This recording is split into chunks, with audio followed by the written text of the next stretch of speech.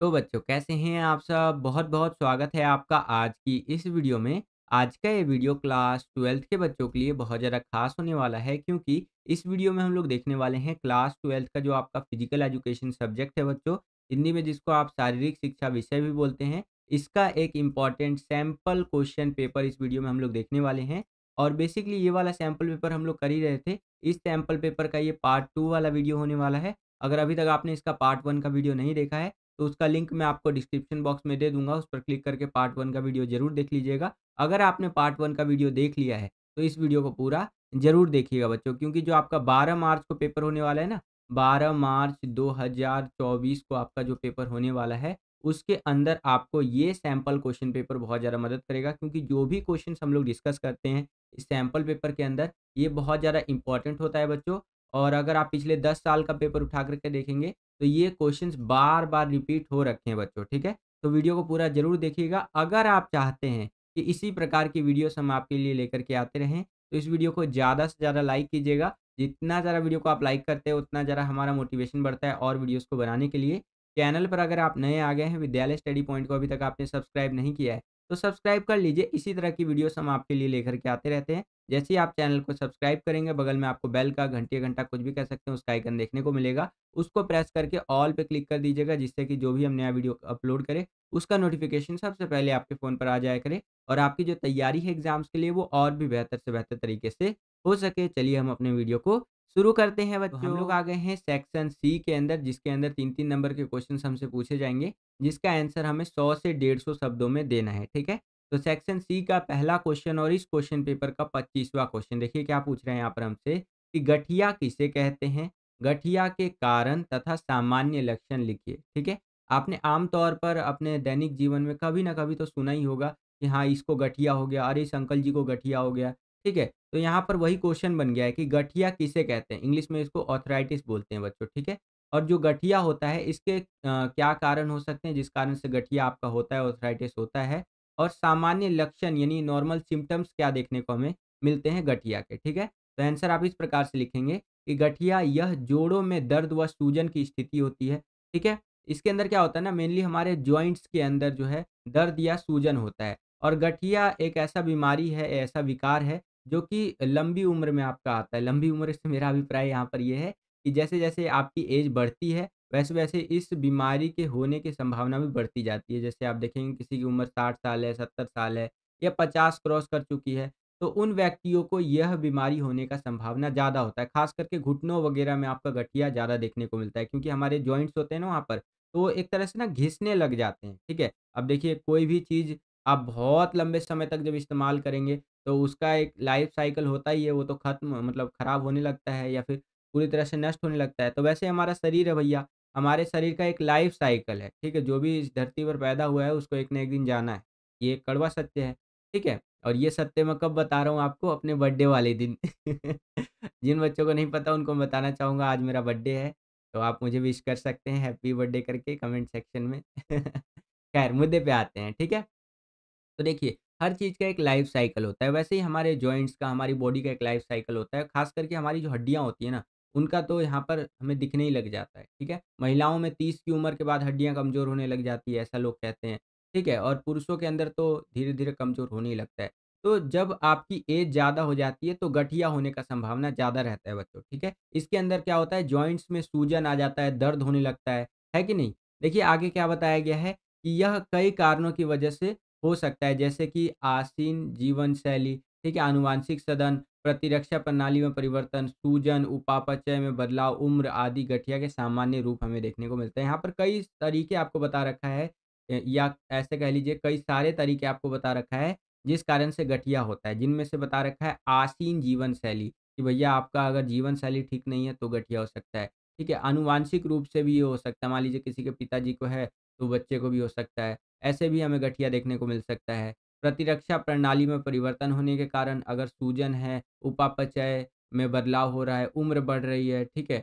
तो इसके कारण से भी आपको यहाँ पर गठिया देखने को मिल सकता है। अब आगे देखिए, गठिया के सामान्य रूप यहाँ पर बता रखा है, जैसे यहाँ पर आप देखेंगे पहला है आपका ऑस्टियोपोरोसिस। ये क्या होता है जी? जब हड्डियों के बीच की उपस्थिति पतित होती है, हड्डियाँ आपस में घिसने के कारण दर्द होता है, ठीक है? तो ये आपका ऑस्टियोपोरोसिस होता है। इसके अंदर क्या होता है ना, हड्डियों के बीच में उपास्थित आपका पतित होता है, जिसमें हड्डियाँ आपस में ना घिसने लग जाती है, ठीक है? और जब हड्डियाँ घिसने लग जाती हैं, तो दर्द होता है और हड्डियाँ घिसती क्यों हैं, ये भी मैं आपको बता देता हूँ, ठीक है? देखिए, हमारे जो भी जॉइंट्स होते हैं ना, उसमें एक तरह का फ्लूइड पाया जाता है, जिसको बोलते हैं साइनोवल फ्लूइड।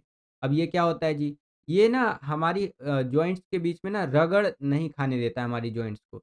अब बोलेंगे सर जी इसको थोड़ा-सा ना एक्सप्लेन करके बताइए, तो मैं आपको बताता हूँ। जैसे हम लोग का गाड़ी वगैरह होता है ना? चाहे कार, बाइक, साइकिल कुछ भी होता है, तो उसके अंदर हम तेल डालते हैं ताकि उसके अंदर घर्षण ना हो ज़्यादा, है ना? तेल डालने से मक्खन की तरह वो चलता है। हमारा बाइक वगैरह जो होता है उसमें ग्रीस वगैरह डाला जाता है ताकि उसके जो पहिए होते हैं ना अच्छे से घूम सके। तो वैसे ही हमारी बॉडी के अंदर ना जो जॉइंट्स होते हैं, उनमें भी एक तरह का ग्रीस होता है, एक तरह का तेल समझ लीजिए, ठीक है? जैसे-जैसे उम्र बढ़ती है ना, तो वो ग्रीस खत्म होने लगता है, जिससे कि हमारे जॉइंट्स में ना घर्षण ज़्यादा बढ़ जाता है, ठीक है? तो वही यहाँ पर बता रखा है आपका ऑस्टियोपोरोसिस के अंदर। उसके आगे देखिए गाउट, ये भी आपका गठिए का सामान्य रूप है। इसमें क्या होता है, अधिकतर यह पुरुषों के साथ होता है, जब चयापचय गड़बड़ी के कारण यूरिक एसिड जोड़ों में जमा होकर दर्द व सूजन का कारण बनता है, ठीक है? जब हमारा चयापचय जो होता है डाइजेशन सिस्टम से रिलेटेड बात कर रहा है ये, इसमें गड़बड़ी हो जाता है, ठीक है? और यूरिक एसिड जो होता है हमारे हड्डियों में, हमारे जॉइंट्स में जमने लग जाता है और उससे सूजन होने लग जाता है कि नहीं? तो ये ज़्यादातर पुरुषों में देखने को मिलता है गाउट बच्चों, ये क्या है? गठिए का एक सामान्य रूप है। अगला एंडाइ गठिया, ठीक है? तो इसमें क्या होता है, यह अधिकतर महिलाओं के साथ होता है जहाँ शरीर की असामान्य प्रतिरक्षा प्रणाली से हड्डियों की परत में सूजन आ जाती है, ठीक है? और यहाँ पर आगे देखिए बता रखा है, गठिए के सामान्य लक्षण क्या-क्या होते हैं? जोड़ों में सूजन देखने को मिलता है, जोड़ों में दर्द होता है, जोड़ों में अकड़न आने लग जाती है, जोड़ों में विकृति हमें देखने को मिलती है, ठीक है? और थकान देखने को मिलती है। ये गठिए के सामान्य लक्षण है बच्चों। तो इस प्रकार से आप गठिया यानी आर्थराइटिस के बारे में लिख सकते हैं। आशा करता हूँ कि आपको समझ में आया होगा बच्चों। सेम यही क्वेश्चन इंग्लिश मीडियम में इस तरह से रहेगा कि what is arthritis? Right the causes and common symptoms of arthritis. ठीक है? तो आर्थराइटिस क्या है भैया? ये एक कंडीशन है आपका पेन का एंड स्वेलिंग का, जॉइंट्स के अंदर हमें देखने को मिलता है। It can be due to many reasons such as sedentary lifestyle, genetic, ठीक है? Organization changes in the immune system, inflammation changes in metabolism, age, common form of arthritis बता रखा है जैसे कि मैंने आपको बताया। एक होता है आपका ऑस्टियोपोरोसिस, ठीक है? एक होता है गाउट और बाकी यहाँ पर आप देख सकते हैं। तो इस तरह से इंग्लिश मीडियम में आपको लिखना है बच्चों, ओके? चलिए। अब हम लोग आ गए हैं 26वें क्वेश्चन के अंदर। यहाँ पर देखिए 26वां क्वेश्चन क्या है कि बुढ़ापे के कारण शरीर में होने वाले क्रियात्मक परिवर्तनों का उल्लेख कीजिए। ठीक है जी। तो देखिए वृद्धावस्था, बुढ़ापा उम्र की वह अवस्था है जिसमें अंगों व तंत्रों की कार्य क्षमताओं में अत्यंत धीमी गति से गिरावट आती है। जो भी हमारा शरीर है उसको भैया डिजाइन किया गया है, क्योंकि एक टाइम तक ही आपको यहाँ पर इस धरती पर रहना है, उसके बाद भगवान के पास वापस चले जाना है। ठीक है? तो देखिए जैसे-जैसे हमारा उम्र बढ़ता है वैसे-वैसे हमारे कार्य क्षमता के अंदर गिरावट देखने को मिलती है। आप एक बूढ़े व्यक्ति को ले लीजिए, एक जवान व्यक्ति को ले लीजिए, दोनों में आपको ज़मीन-आसमान का अंतर देखने को मिलेगा। एक जवान व्यक्ति को बोलिए 10 किलोमीटर भाग के आने के लिए, वो तुरंत जाएगा और एकदम ढिक-चिक भाग करके आ जाएगा। लेकिन एक बूढ़ा व्यक्ति नहीं जा सकता है, क्योंकि उसका कार्य क्षमता गिर चुका है। उसका अंग जो है वो यहाँ पर कार्य करने में बहुत ज़्यादा दिक्कत करेंगे, क्योंकि भैया ऐज हो रहा है कि नहीं? हर चीज़ का एक उम्र होता है। उम्र के साथ यहाँ पर अंग जो है ना वो सुस्त पड़ते जाते हैं, है कि नहीं बच्चों? तो इसी तरह से यहाँ पर बुढ़ापे के बारे में बता रखा है। आगे देखिए यहाँ पर क्या है कि अस्थि घनत्व में कमी देखने को मिलती है जैसे-जैसे बुढ़ापा आता है। मांसपेशियों की प्रणाली, श्वसन प्रणाली, हृदय प्रणाली आदि जैसी शरीर की प्रणाली के कार्य करने की क्षमता में कमी देखने को मिलती है। ठीक है? तो देखिए, जैसे-जैसे उम्र बढ़ती है, तो जो हमारी मांसपेशियाँ होती हैं, यानी मसल्स होती है, हमारा रेस्पिरेटरी सिस्टम होता है, हमारा हार्ट होता है और हमारे शरीर के अलग-अलग पार्ट होते हैं, इनका कार्य करने का क्षमता जो है ना, वो कम होता जाता है। अभी आप जवान हैं, तो अभी क्या है, आप कुछ भी खा के पचा सकते हैं, है कि नहीं? जैसे-जैसे आपका उम्र बढ़ेगा ना, आपको सोचना पड़ जाएगा कि यार, ये एक पूड़ी मिल रहा है मेरे को, ये पूड़ी खाऊँ कि नहीं खाऊँ? अरे यार, इधर भंडारा हो रहा है, खाऊँ कि नहीं खाऊँ? ठीक है? तो आपको ना सोचना पड़ जाएगा। लेकिन अभी आप जवान हैं, तो अभी मान लीजिए रोड पे चल रहे हैं, कहीं भंडारा हो रहा है, आपको भूख लगा है, आपका दोस्त भी साथ में है, बोलेंगे, "अरे भाई चल यार भंडारा खाते हैं" और 5-10 पूड़ी तो यूँ ही खा जाएँगे, कोई दिक्कत नहीं।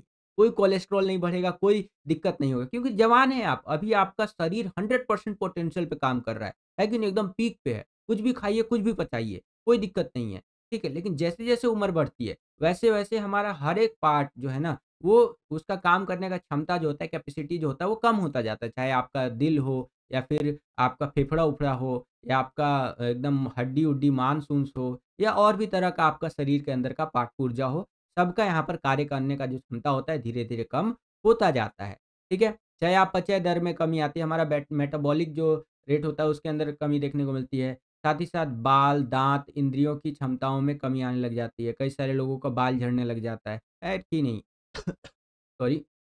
और दाँत वग़ैरह जो है झड़ने लग जाता है, दाँत से चबा नहीं पाते हैं, है कि नहीं? एक बूढ़े आदमी को दीजिए ना एगो रोटी खाने के लिए, वो खा नहीं पाएगा, क्यों? क्योंकि बूढ़े आदमी का दाँत तो झड़ चुका है या फिर दाँत नहीं झड़ा होता है, तो दाँत हिलने-उलने लग जाता है कि नहीं? तो इसीलिए बूढ़ा आदमी को दिक्कत होता है और जवान आदमी को दीजिए हचड़ के खा जाएगा, एकदम खा जाएगा, है कि नहीं? इंद्रियों की जो क्षमता है उसमें कमी देखने को मिलती है, लचीलापन, गति, शक्ति, ताकत आदि जैसी शारीरिक क्षमताओं में कमी देखने को मिलती है, फ्लेक्सिबिलिटी नहीं रहता शरीर के अंदर, ना हमारी बॉडी उतना अच्छे से गति कर पाती, ना उतना पावर रहता है हमारी बॉडी के पास, जैसे ही हमारा ऐज हो जाता है कि नहीं? तो भैया जितना आपको जीवन का आनंद लेना है, वर्ल्ड टूर करना है, कहीं घूमना है कि नहीं? जवानी में कर लीजिए, बुढ़ापा आ जाएगा तो कोई पैसा, कोई वो उतना पैसा-वैसा काम नहीं आता है। शरीर ही साथ नहीं देगा यार, है कि नहीं? चलिए, सेम यही क्वेश्चन इंग्लिश मीडियम में इस तरह से रहेगा, mention the functional changes in the body due to old age. तो इस तरह से आंसर आपको लिखना है, ये आप अपनी स्क्रीन पर देख सकते हैं। जैसे डिक्रीज़ बोन डेंसिटी, यानी बोन डेंसिटी में डिक्रीज़ देखने को मिलता है और हमारा मसल हो गया, आपका रेस्पिरेटरी सिस्टम हो गया, ठीक है? इस तरह से हार्ट हो गया, इन सब में क्या होता है, इनके भी फंक्शन में डिक्रीज़ देखने को मिलता है। मेटाबॉलिक रेट जो होता है वो डिक्रीज़ हो जाता है, ठीक है? हमारा हेयर, टीथ, ये सब में काफ़ी इनकी एबिलिटी में डिक्रीज़मेंट देखने को मिलता है, ठीक है? और भी चीज़ें आप लिख सकते हैं। आशा करता हूँ कि आपको समझ में आया होगा बच्चों। अब हम लोग आ गए हैं 27वें क्वेश्चन के अंदर। यहाँ पर 27वां क्वेश्चन देखिए बच्चों क्या है कि आक्रामकता की परिभाषा एवं अवधारणा स्पष्ट कीजिए, ठीक है? तो इसको समझते हैं भैया। आक्रामकता के बारे में समझिए, कोई भी शारीरिक तथा मौखिक व्यवहार जिसका लक्ष्य दूसरे खिलाड़ी को शारीरिक रूप से अथवा मनोवैज्ञानिक रूप से नुकसान पहुंचाना होता है, यह आपका आक्रामकता कहलाता है, ठीक है? सेम यही क्वेश्चन इंग्लिश मीडियम में इस तरह से रहेगा, ये आप अपनी स्क्रीन पर देख सकते हैं कि explain the definition and concept of aggression. तो यहाँ पर एग्रेशन क्या होता है भैया?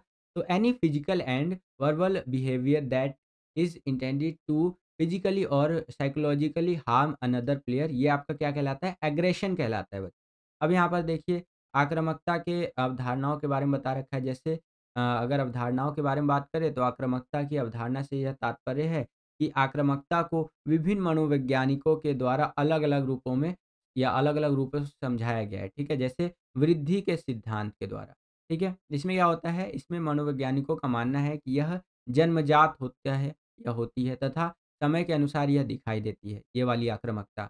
अगला होता है, जबकि सामाजिक सिद्धांत में मनोवैज्ञानिकों का मानना है कि यह वातावरण से सीखी जाती है, यानी हम दूसरों को देखकर आक्रामकता सीखते हैं।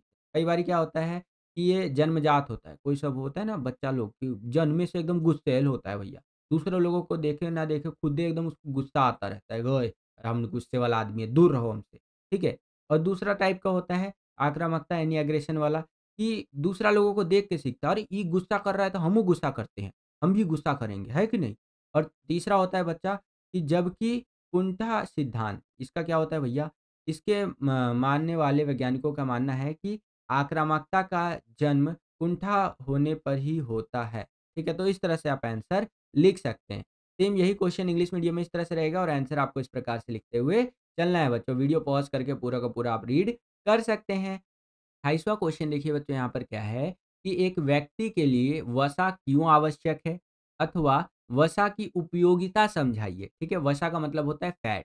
तो देखिए एक व्यक्ति के लिए फैट बहुत ज़्यादा ज़रूरी होता है क्योंकि उसकी बॉडी को सबसे ज़्यादा अगर कोई चीज़ एनर्जी देता है तो वो वसा यानी कि फैट ही है बच्चों, ठीक है? और आपकी जानकारी के लिए बता दूँ कि जो भी हम एक्स्ट्रा खाना खाते हैं जिससे कि हमारी बॉडी के अंदर फैट जमा हो जाता है, ठीक है? तो ये फैट बहुत ज़्यादा हेल्प करता है हमारी। मान लीजिए कि किसी दिन आप उपवास रखे हुए हैं, है कि नहीं? जैसे अभी शिवरात्रि गया आपका, कल शिवरात्रि था और भोलेनाथ जी को हाथ जोड़ कर के नमन है मेरा, है कि नहीं? जय भोले जी, ठीक है? तो देखिए कई लोग शिवरात्रि पे व्रत रखते हैं, कई लोग अलग-अलग देखिए अलग-अलग धर्म के बच्चे होंगे आप सभी, तो अलग-अलग धर्मों में अलग-अलग प्रचलन है, लेकिन यहाँ पर व्रत रखने का प्रचलन लगभग सभी धर्मों में मैं देखता हूँ है, चाहे वो इस्लाम धर्म हो सनातन धर्म हो या फिर आपका ईसाई धर्म हो या अलग और भी कोई धर्म है, ठीक है? तो जब हम व्रत रखते हैं, फास्ट रखते हैं, तो हमारे बॉडी के अंदर खाना-वाना तो जा नहीं रहा है और हमारा जो ब्रेन है, हमारा जो दिमाग है, वो क्या बोलता है कि भैया तुम खाना खाओ या ना खाओ, हमको चलाना है, दिमागवा को चलाना है, तो दिमागवा को चाहिए एनर्जी, ऊर्जा। अब भैया हमारा बॉडी बोलेगा हमारे दिमाग को, "ए भैया जी, हम लोग खाना-वाना तो खाए नहीं, आपको एनर्जी कहाँ से दे दें?" तो माइंड बोलेगा, "नहीं भैया, एनर्जी दोगे तभी हम यहाँ पर फंक्शन करेंगे, यानी माइंड फंक्शन करेगा।" ठीक है? तो अब दिमाग को एनर्जी देना होता है, तो दिमाग को एनर्जी कैसे दिया जाता है जब हम खाना-वाना नहीं खाते हैं तो? हमारे अंदर जो आपका फैट जमा है ना हमारी बॉडी के अंदर, यानी वसा जो जमा है, उसी को ट्रांसफ़र किया जाता है, उसी की एनर्जी को ट्रांसफ़र किया जाता है माइंड के अंदर, तब हमारा माइंड प्रॉपर वर्क करता है। तो आप देखते होंगे कि कई सारे लोग जो है ना बहुत ज़्यादा फ़ास्ट रखते हैं, यानी उपवास रखते हैं, ठीक है? और वो पतले हो जाते हैं। तो इसका कारण ये होता है कि उनकी बॉडी में जो फैट है ना, वो फैट कौन ले रहा है एक तरह से, उसकी एनर्जी कौन कंज़्यूम कर रहा है? माइंड कंज़्यूम कर रहा है कि नहीं? और इसलिए वो पतले हो रहे हैं। समझ में आ रहा है आपको? तो फैट हमारी बॉडी के लिए बहुत ज़्यादा ज़रूरी होता है बच्चों, लेकिन एक्स्ट्रा फैट होना ये भी दिक्कत वाली बात है कि नहीं? अगर कोई चीज़ अच्छी है, तो इसका अगर आप ओवर कंज़म्पशन करेंगे या ओवर हो जाएगा आपके लिए, तो दिक्कत कर सकता है। इसीलिए एक लिमिट लगाना बहुत ज़्यादा ज़रूरी होता है। अब देखिए वसा के बारे में समझ लेते हैं, यहाँ पर क्या लिखा गया है। एक व्यक्ति के लिए वसा यानी फैट अति आवश्यक है। वसा हमारे आहार में उपस्थित सभी पोषक पदार्थों में सबसे ज़्यादा ऊर्जा प्रदान करने वाला पोषक तत्व होता है। देखिए यहाँ पर बता दिया ना, वसा जो होता है, फैट जो होता है, हमारे भोजन का बहुत ज़्यादा इम्पोर्टेंट पार्ट होता है क्योंकि सभी पोषक पदार्थों में से सबसे ज़्यादा जो एनर्जी हमारी बॉडी को देता है, वो वसा ही है बच्चों, ठीक है?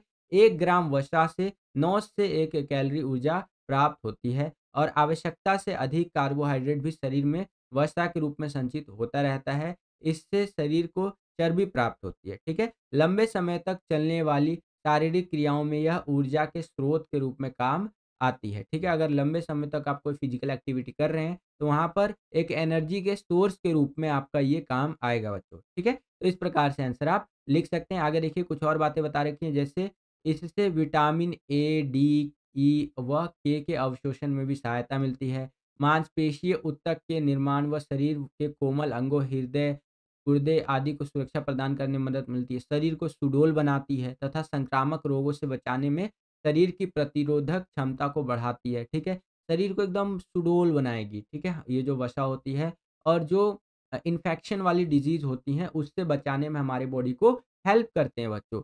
इसकी अधिकता यहाँ पर मोटापे व दिल की बीमारियों का खतरा बढ़ा सकती है। अगर फैट ज़्यादा है आपकी बॉडी में, तो आपको मोटापा हो सकता है और हार्ट का प्रॉब्लम हो सकता है। इसीलिए मैंने स्टार्टिंग में ही बताया ना, कोई भी चीज़ अगर लिमिट से ज़्यादा है, तो दिक्कत कर सकती है कि नहीं?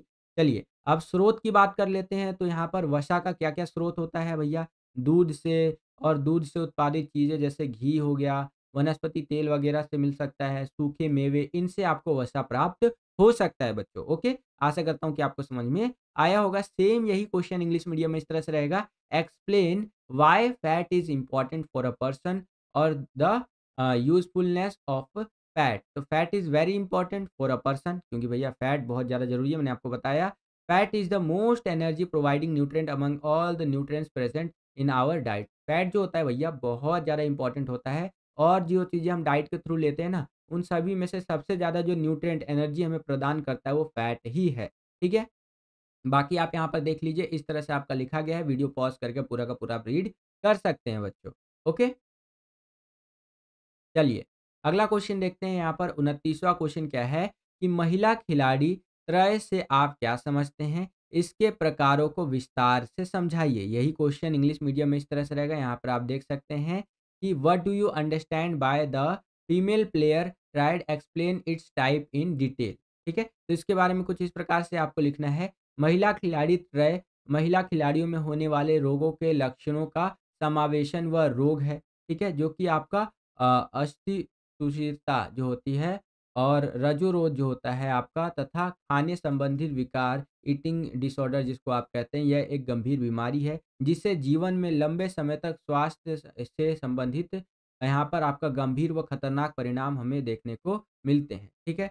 बाकी आप यहाँ पर ऑस्टियोपोरोसिस के बारे में बता सकते हैं, रजोरोग के बारे में बता सकते हैं, ये आप अपनी स्क्रीन पर देख सकते हैं, वीडियो को पॉज़ करके रीड भी कर सकते हैं बच्चों, ठीक है?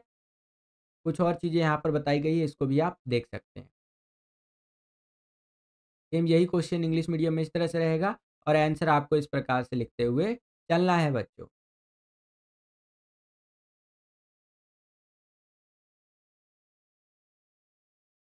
चलिए परफेक्ट।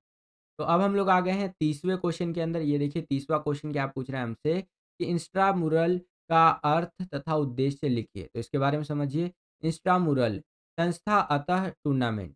इंस्ट्रामुरल शब्द का अर्थ है दीवार के भीतर। ठीक है, इसका अर्थ क्या होता है? दीवार के भीतर। इन खेलों में यह एक संस्था, स्कूल, समुदाय के विभिन्न विभागों में टूर्नामेंट आयोजित किया जाता है। एक संस्था के खिलाड़ियों के बीच प्रतियोगिताएं, टूर्नामेंट आयोजित किए जाते हैं, ठीक है? तो इसके अंदर क्या हो गया, इंस्ट्राम्यूरल में आपको बताया ये दीवार के भीतर खेले जाने वाले खेल होते हैं और इसके अंदर आपका या तो स्कूल, समुदाय या कोई विभाग जो होता है टूर्नामेंट का आयोजन इसके अंदर करता है। किसके अंदर? इंस्ट्रामुरल के अंदर, ठीक है? इंस्ट्रामुरल के अंदर, ओके?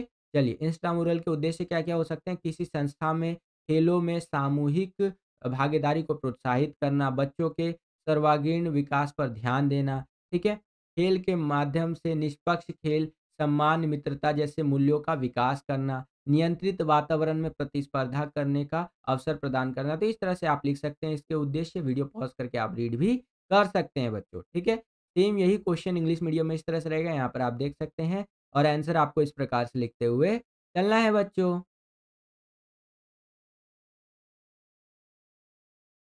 वीडियो अगर आपको पसंद आ रहा है तो वीडियो को लाइक भी ज़रूर करते चलिएगा। आगे बढ़ने से पहले एक इम्पॉर्टेंट अपडेट है बच्चों, इस अपडेट को ध्यान से सुनिएगा।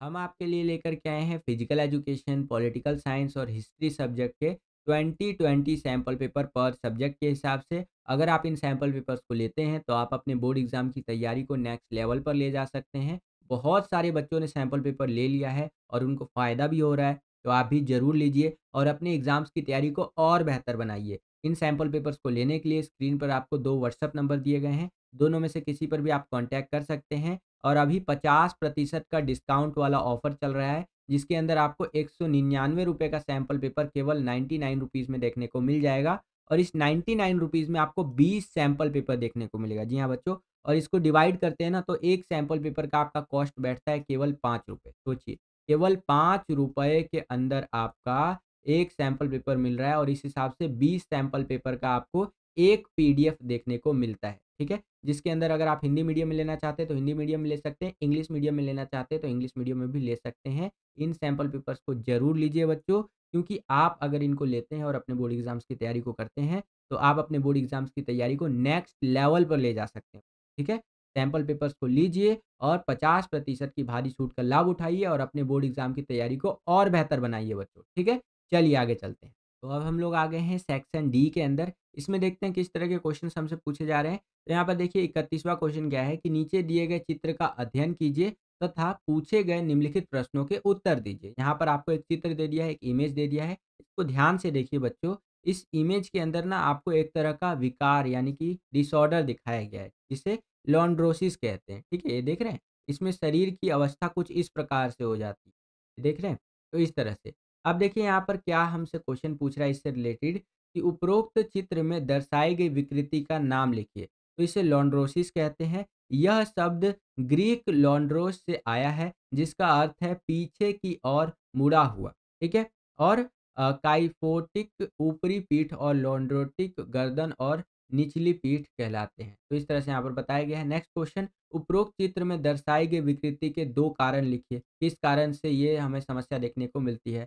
तो कारण आप लिख सकते हैं लॉन्ड्रोसिस अक्सर मोटापे, मांसपेशियों के अनुचित विकास, मांसपेशियों या कंकाल की बीमारी या दुर्घटना के कारण हो सकता है। खड़े होने, बैठने और चलने के दौरान खराब मुद्रा इसके कारण भी हो सकता है। कुपोषण के कारण भी हो सकता है कि नहीं? तो ये आप कारण लिख सकते हैं। नेक्स्ट, उपरोक्त चित्र में दर्शाई गई विकृति के सुधारात्मक उपाय लिखिए। तो आप लिख सकते हैं कि मोटे तौर पर यहाँ पर वजन घटाने से, आसन और दैनिक शारीरिक उपचार करने से, मांसपेशियों को मजबूत करने से हम इस चीज़ को सुधार कर सकते हैं। ठीक है बच्चों? कुछ और चीज़ें भी हैं, यहाँ पर आप देख सकते हैं। नेक्स्ट क्वेश्चन, उपरोक्त चित्र में दर्शाई गई विकृति के लिए कौन-सा व्यायाम करना चाहिए? तो अगर किसी व्यक्ति को लॉन्ड्रोसिस हो जाता है, तो उसे धनुरासन करना चाहिए और हलासन करना चाहिए। ठीक है? ये मैंने पहले ही आपको बता रखा है। धनुरासन आपका कुछ इस प्रकार से होता है जिसमें शरीर की अवस्था कुछ धनुष के आकार की हो जाती है और आपका जो हलासन होता है उसमें शरीर की जो अवस्था होती है एक हल के समान हो जाती है। जैसे एक मिट्टी को खोदने वाला या जोतने वाला हल नहीं होता है, वैसा समान हो जाता है। तो इस तरह के योगासन करने चाहिए जिससे कि ये जो विकृति है इसको सुधारा जा सके। सेम यही क्वेश्चन आपका इंग्लिश मीडियम में कुछ इस तरह से रहेगा, study the diagram given below and answer the following questions. ठीक है? तो आपको इस तरह से एक इमेज दे दिया है, यहाँ पर आप देख सकते हैं और इसके बेसिस पर इस तरह से क्वेश्चंस आपसे पूछे जा रहे हैं। वीडियो को पॉज़ करके आप रीड कर सकते हैं और आंसर भी यहाँ पर आप देख सकते हैं बच्चों। इस प्रकार से आंसर आपको लिखते हुए चलना है। ठीक है? अब हम लोग आ गए हैं 32वें क्वेश्चन के अंदर। यहाँ पर देखिए 32वां क्वेश्चन क्या है कि नीचे दिए गए चित्र का अध्ययन कीजिए तथा पूछे गए निम्नलिखित प्रश्नों के उत्तर दीजिए। यहाँ पर आपको एक चित्र दे दिया है। इस चित्र के अंदर आप देखेंगे ना तो एक महिला जी बैठी हुई हैं और एक योग का आसन यानी कि योगासन कर रही हैं। ठीक है? इस योग के आसन को बोलते हैं सूर्य भेदन प्राणायाम। ठीक है? यहाँ पर आप देख सकते हैं। बाकी देखिए इससे रिलेटेड क्या क्वेश्चन हमसे पूछ रहा है। तो यहाँ पर देखिए पहला क्वेश्चन ये है कि उपरोक्त चित्र में दर्शाए गए योग आसन का नाम लिखिए। तो इसे बोला जाता है सूर्य भेदन प्राणायाम। ठीक है? नेक्स्ट क्वेश्चन, उपरोक्त चित्र में दर्शाए गए योग आसन का अर्थ लिखिए। इस योगा के आसन का अर्थ होता क्या है? तो देखिए सूर्य भेदन प्राणायाम को अंग्रेजी में राइट नॉस्ट्रियल ब्रीथिंग के नाम से जाना जाता है। इस प्राणायाम का सीधा संबंध सूर्य नाड़ी से होता है। इसमें पूरक क्रिया दाईं नासिका द्वारा की जाती है और दाईं नासिका सूर्य नाड़ी से जुड़ी मानी गई है। इसी कारण से इसे सूर्य भेदन प्राणायाम भी कहा जाता है। तो कुछ बेसिक बातें यहाँ पर आपको इस योगा के आसन के बारे में बता रखा है।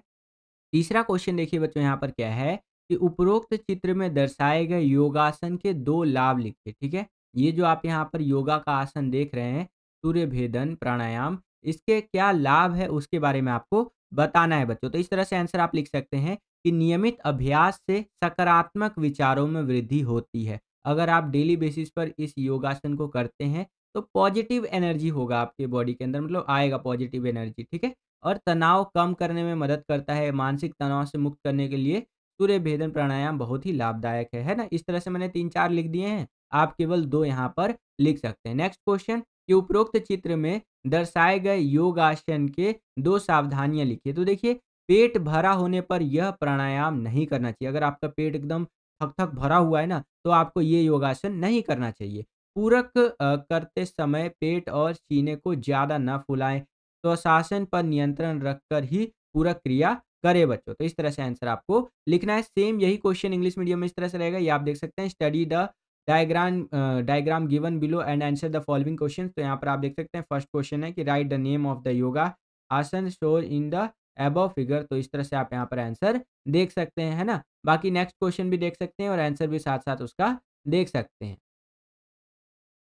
इंग्लिश मीडियम वाले बच्चे वीडियो को पॉज़ करके पूरा का पूरा रीड कर लिया कीजिए, क्योंकि हिंदी में मैं अच्छे से एक्सप्लेन कर देता हूँ, इंग्लिश में भी जहाँ तक हो पाता है मैं अच्छे से एक्सप्लेन कर देता हूँ और दिखा देता हूँ मेन चीज़ आपको।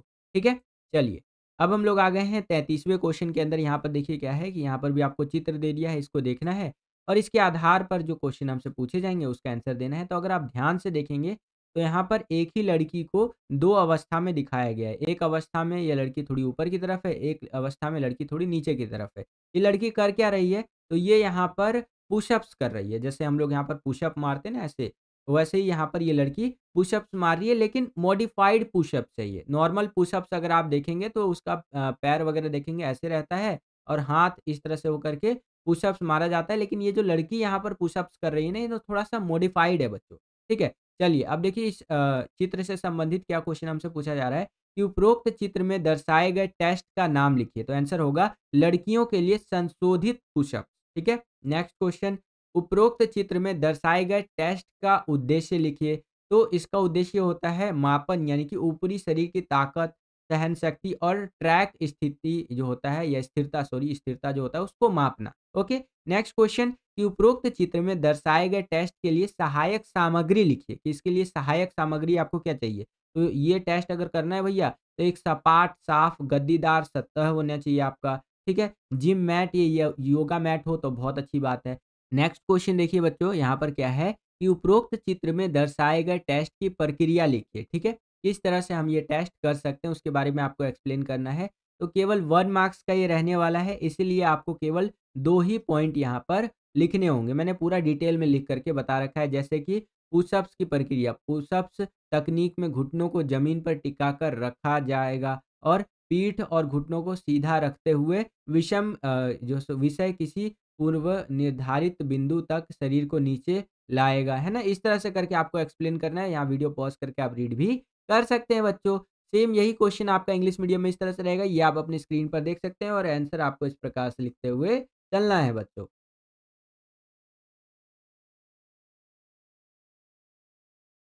अब हम लोग आ गए हैं सेक्शन ई के अंदर, जिसको हिंदी में आप खंड ई भी बोलते हैं। इसके अंदर जो लॉन्ग क्वेश्चंस होते हैं हमसे, यानी कि 5-5 नंबर के क्वेश्चंस होते हैं, वो पूछे जाएँगे और उसका आंसर हमें देना है बच्चों। तो चलिए देखते हैं एक-एक करके क्वेश्चंस को। यहाँ पर 34वाँ क्वेश्चन देखिए क्या पूछ रहा है कि खेलों में महिलाओं की कम भागीदारी के कारण का उल्लेख कीजिए। अक्सर यह देखा गया है कि जो गेम्स होते हैं उसके अंदर जो वुमेन्स का पार्टिसिपेशन होता है वो कम होता है। तो ऐसा क्यों होता है उसके बारे में आपको बताना है। तो आंसर इस प्रकार से आप लिखेंगे कि खेलों में महिलाओं की कम भागीदारी होने के कारण यह तथ्य जो कि निम्नलिखित है। पहला, माता-पिता एवं परिवार वाले लड़कियों के खेल-कूद में भाग लेने के लिए कोई प्रोत्साहन नहीं देते हैं। अक्सर यह देखा गया है ख़ास करके भारत के अंदर, जो कि भारत आपको पता ही है एक पुरुष प्रधान समाज वाला देश रहा है।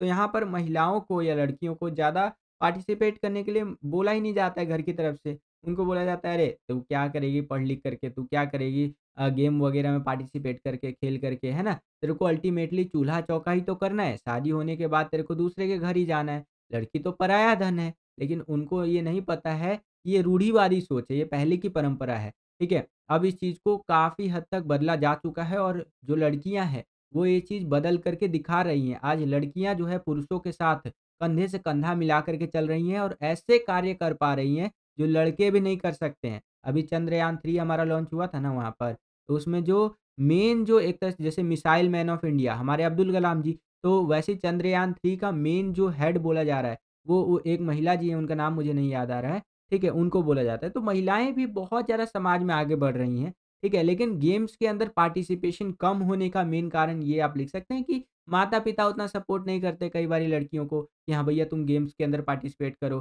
कोई मोटिवेशन नहीं देते हैं, ठीक है? औरतों का पारंपरिक जीवन उन्हें खेल-कूद में भाग लेने का अवसर और प्रोत्साहन नहीं देता है। औरतों का जो पारंपरिक जीवन है कि भैया शादी हो गया, बच्चे हो गए, चलो बच्चों को सँभालो, परिवार सँभालो, घर की देखभाल करो, है कि नहीं? तो ये एक जो पारंपरिक जीवन है, ये जीवन ही उनको अवसर, अपॉर्च्युनिटी नहीं दे पाता है। उनको मोटिवेट नहीं कर पाता है कि वो गेम्स के अंदर ज़्यादा से ज़्यादा पार्टिसिपेट करें, ठीक है? समाज में लोगों को खेल-कूद के बारे में ना कोई ज्ञान होता है और ना ही कोई जिज्ञासा होती है। ठीक है? ये भी देखा गया है कि समाज में ज़्यादातर जो लोग होते हैं, उनको कोई ज्ञान ही नहीं है कि गेम्स के अंदर अगर महिलाएँ पार्टिसिपेट करेंगी, तो ना केवल आपका देश का नाम रोशन करेगी, बल्कि भैया विदेशों में जा कर के भी वो शोहरत कमा कर के लाएँगी कि हाँ, देखो ये है कि नहीं? आपके गाँव का नाम रोशन होगा, आपका नाम रोशन होगा। तो ये देखा गया है कि लोगों के अंदर इस चीज़ का नॉलेज ही नहीं है और कोई इस तरह से इच्छा भी नहीं है, इंटरेस्ट भी नहीं है कि हाँ, चलो पार्टिसिपेट करवाते हैं। देश के नेताओं में कोई भी ऐसा व्यक्ति नहीं हुआ, जो लड़कियों को खेल में भाग लेने के लिए यहाँ पर प्रोत्साहित करता हो, ठीक है? और भी कुछ चीज़ें यहाँ पर बताई गई है, वीडियो पॉज़ करके आप रीड कर सकते हैं। ऐसे क्वेश्चन्स के अंदर ना, आप खुद से बना कर के भी आंसर लिख सकते हैं बच्चों, ठीक है? सेम यही क्वेश्चन आपका इंग्लिश मीडियम में इस तरह से रहेगा, mention the reasons for low participation of women in sports. तो इस तरह से आंसर आप लिख सकते हैं, वीडियो को पॉज़ करके रीड भी कर सकते हैं बच्चों। चलिए परफेक्ट। अब हम लोग आ गए हैं 35वें क्वेश्चन के अंदर। 35वां क्वेश्चन देखिए क्या है कि भारत में खेलों में महिलाओं की भागीदारी को सुधारने के कम से कम 10 सुझाव दीजिए, ठीक है? तो भारत के अंदर ज़्यादा से ज़्यादा महिलाएँ जो है गेम्स के अंदर पार्टिसिपेट कर सकें, जिसके लिए क्या किया जा सकता है कि महिलाओं को खेलों में भाग लेने के लिए प्रेरणा व प्रेरित किया जा सकता है, उन्हें मोटिवेट किया जा सकता है कि हाँ, आप कर सकती हैं। परिवार तथा समाज का सहयोग मिल सकता है कि नहीं? मीडिया की तरफ से, सरकार की तरफ से सहयोग देना, अच्छी सुविधाएँ उपलब्ध कराना, इस तरह से करके आप चीज़ें लिख सकते हैं। मैंने बहुत सारी चीज़ें यहाँ लिख भी रखी है। वीडियो को पॉज़ करके आप रीड कर सकते हैं। बच्चों वीडियो अगर आपको पसंद आ रहा है, तो वीडियो को ज़्यादा से ज़्यादा लाइक कीजिएगा। जितना ज़्यादा वीडियो को आप लाइक करते हैं, उतना ज़्यादा हमारा मोटिवेशन बढ़ता है और वीडियोज़ को बनाने के लिए। एक चीज़ और ऐड करना चाहूँगा इसी वीडियो में कि मैंने अपना स्टेटस डाला था हैप्पी बर्थडे टू मी करके। ठीक है? तो बहुत सारे बच्चों का यहाँ पर मैसेज आ रहा है, happy birthday sir, happy birthday, चाहे यूट्यूब पर हो, इंस्टाग्राम पे हो, व्हाट्सएप वगैरह पे जो बच्चे जुड़े हुए हैं, है कि नहीं? बहुत सारे बच्चों का मैसेज आ रहा है, तो आप सभी को दिल से धन्यवाद। और मैसेजेस का रिप्लाई अभी नहीं कर पाया हूँगा, आराम से मैं रात को बैठूँगा तब मैसेजेस का रिप्लाई करूँगा। सबसे पहले आज के दिन की शुरुआत मैंने की है भैया, अपने फैमिली के साथ बर्थडे-वर्थडे मना कर के, अपनी मम्मी के मतलब प्रणाम-वणाम कर के, और उसके बाद जो काम मैं कर रहा हूँ सबसे पहला, वो आपका वीडियो बना रहा हूँ, ठीक है? तो क्योंकि प्रायोरिटी आपका यहाँ पर एग्ज़ाम्स है, बोर्ड एग्ज़ाम्स, बर्थडे तो हर साल आता रहता है बच्चों, ठीक है? तो बर्थडे तो फिर भी मैं शाम को या जब भी रात को मौका मिलेगा तो मैं मना लूँगा, लेकिन सबसे पहला काम है आपके लिए वीडियो बनाना, आपको एजुकेट करना, ठीक है? तो वो मैं आपके लिए कर रहा हूँ। आप अगर चाहते हैं कि हम इसी प्रकार की वीडियोज़ आपके लिए बनाते रहें, तो इस वीडियो को ज़्यादा से ज़्यादा लाइक कीजिएगा। आज जो ये वीडियो अपलोड हो रहा है ना, आज डेट है 9 मार्च 2024, तो मोस्ट लाइक वीडियो बना दीजिए बच्चों। यही एक तरह से आज का मेरा बर्थडे गिफ्ट है। वैसे तो मेरा बर्थडे गिफ्ट कह लीजिए या गुरु दक्षिणा कह लीजिए, वो मैं बोलता आया हूँ और आज भी बोल रहा हूँ कि मेन मेरा ये चीज़ रहेगा कि आपके बोर्ड एग्ज़ाम्स में अच्छे नंबर आए। मेन मेरा बर्थडे गिफ्ट और गुरु दक्षिणा वही रहेगा। लेकिन जस्ट ऐसे ही मैं आपको बोल रहा हूँ, लाइक करना चाहें तो आप कर सकते हैं, अगर आपको वीडियो वाक़ई में पसंद आ रहा है। ठीक है? और यहाँ पर हिंदी मीडियम और इंग्लिश मीडियम का एक डाउट भी क्लियर कर देता हूँ। बहुत सारे इंग्लिश मीडियम के बच्चे होते हैं जो बोलते हैं कि सर, इंग्लिश मीडियम में आप उतने अच्छे से एक्सप्लेन नहीं करते जितना हिंदी मीडियम में कर देते हो। तो मेरा मीडियम हिंदी रहा है बच्चे, इसीलिए मेरी हिंदी में पकड़ बहुत अच्छी है। इंग्लिश में पकड़ उतनी अच्छी नहीं है, ये मैं एकदम ऑनेस्टली आपको बता रहा हूँ। लेकिन जितना मेरे से हो पाता है उतना मैं एक्सप्लेन कर देता हूँ। ठीक है? बाकी आप वीडियो को पॉज़ करके आंसर्स रीड कर लिया कीजिए कि किस तरह से इंग्लिश मीडियम में आपको आंसर लिखना है। जितना ईमानदारी से मैं बता पाया मैंने आपको बता दिया चीज़ें, ओके? बाकी इस क्वेश्चन के आंसर यहाँ पर आप देख सकते हैं। सेम यही क्वेश्चन इंग्लिश मीडियम में इस तरह से रहेगा, यहाँ पर आप देख सकते हैं कि give at least 10 suggestions to improve the participation of women in sports in India. तो आंसर आपको कुछ इस प्रकार से लिखना है, जैसे कि to inspire and motivate women to participate in sports, support from family and society, organise camp, seminars and workshop for women, acquire knowledge and increase media participation and training of women at primary level, providing good facilities to provide for a safety and security of women। है कि नहीं? इस तरह से करके आप 10 चीज़ें लिख सकते हैं, वीडियो पॉज़ करके रीड भी आप कर सकते हैं बच्चों। ठीक है? चलिए, परफेक्ट। अब हम लोग आ गए हैं 36वें क्वेश्चन के अंदर। यहाँ पर 36वां क्वेश्चन देखिए क्या है कि समावेशकों की आवश्यकता क्यों है बताइए? तो देखिए, समावेशन का अर्थ समझिए पहले। समावेशन का अर्थ है विशेष आवश्यकता वाले छात्रों को बिना किसी विशेष आवश्यकता वाले छात्रों के साथ अध्ययन करने और सीखे में सक्षम बनाना, ठीक है? सीखने में सक्षम बनाना। बाकी बात करें समावेशकों की आवश्यकता क्यों है? क्योंकि आत्मसम्मान बनाना इसके लिए ज़रूरत पड़ती है। सामाजिक और संचार कौशल में सुधार करना इसके लिए भी ज़रूरत पड़ती है, ठीक है? और संवेदनशीलता बढ़ाना इसके लिए भी इसकी ज़रूरत पड़ती है, ठीक है? दूसरों की बेहतर समझ और प्रशंसा पैदा करना इसके लिए भी समावेशकों की आवश्यकता पड़ती है, ठीक है? कुछ और बातें यहाँ पर बताई गई है, वीडियो पॉज़ करके आप रीड कर सकते हैं बच्चों। सेम यही क्वेश्चन आपका इंग्लिश मीडियम में इस तरह से रहेगा, यहाँ पर आप देख सकते हैं और आंसर आपको इस प्रकार से लिखना है, ठीक है?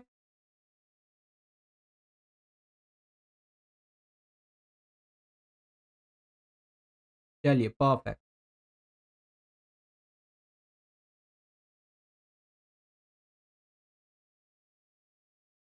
अब हम लोग आ गए हैं 37वें क्वेश्चन के अंदर। तो 37वां क्वेश्चन भी देखिए बच्चों, यहाँ पर क्या है कि अस्थि भंग के प्रकार लिखें तथा किन्हीं 5 के बारे में संक्षेप में वर्णन करें। तो देखिए, अस्थि भंग के मैंने बहुत बारी आपको प्रकार बता रखे हैं, जिसमें आपका आता है साधारण अस्थि भंग। इसमें क्या होता है, जब किसी भी प्रकार के घाव के बिना अस्थि भंग हो जाता है तो ये साधारण अस्थि भंग कहलाता है। अगला आता है मिश्रित अस्थि भंग। इसमें क्या होता है, टूटी हुई अस्थि त्वचा को फाड़कर बाहर आ जाती है और अस्थि के टूटने के साथ-साथ त्वचा और मांसपेशियों को भी हानि या नुकसान होता है। ये आपका मिश्रित अस्थि भंग होता है। इसके बारे में मैंने बहुत आपको बता रखा है, बाकी आप वीडियो पॉज़ करके रीड कर सकते हैं। टाइप ऑफ फ्रैक्चर्स है बच्चों, ठीक है? और इसके बारे में आपको बता रखा है, जैसे लास्ट में हमारा पचंडी अस्थि भंग। इसमें क्या होता है, हड्डियाँ टूटने के पश्चात उनके सिरे एक-दूसरे में घस जाते हैं, तो ये आपका पचंडी अस्थि भंग होता है कि नहीं? सेम यही क्वेश्चन आपका इंग्लिश मीडियम में इस तरह से रहेगा, write down the type of fractures and right briefly about any 5। ठीक है? तो आपको किसी 5 फ्रैक्चर के बारे में ब्रीफली यानी शॉर्ट रूप में एक्सप्लेन कर देना है। ठीक है? ये आप अपनी स्क्रीन पर देख सकते हैं बच्चों। यहाँ पर हमारा फिजिकल एजुकेशन का ये वाला सैंपल पेपर समाप्त होता है। आशा करता हूँ कि आपको पसंद आया होगा, समझ में आया होगा बच्चों। तो बस बच्चों यही था आज का ये वीडियो। आशा करता हूँ कि आपको ये वीडियो पसंद आया होगा। अगर आपको ये वीडियो पसंद आया तो ज़्यादा से ज़्यादा इस वीडियो को लाइक कीजिए। जितना ज़्यादा वीडियो को आप लाइक करते हो उतना ज़्यादा हमारा मोटिवेशन बढ़ता है और वीडियोज़ को बनाने के लिए। चैनल पर अगर आप नए आ गए हैं, विद्यालय स्टडी पॉइंट को अभी तक आपने सब्सक्राइब नहीं किया है, तो सब्सक्राइब कर लीजिए। इसी तरह की वीडियोस हम आपके लिए लेकर के आते रहते हैं। जैसे ही आप चैनल को सब्सक्राइब करेंगे, बगल में आपको बेल का घंटी घंटा कुछ भी कह सकते हैं, उसका आइकन देखने को मिलेगा। उसको प्रेस करके ऑल पे क्लिक कर दीजिएगा, जिससे कि जो भी हम नया वीडियो अपलोड करें उसका नोटिफिकेशन सबसे पहले आपके फ़ोन पर आ जाया करे और आपकी जो तैयारी है एग्ज़ाम्स के लिए वो और भी बेहतर से बेहतर तरीके से हो सके बच्चों। अगर आप अपने एग्ज़ाम्स की तैयारी को और बेहतर बनाना चाहते हैं, तो फिजिकल एजुकेशन के 20 सैंपल पेपर्स आप बाय कर सकते हैं।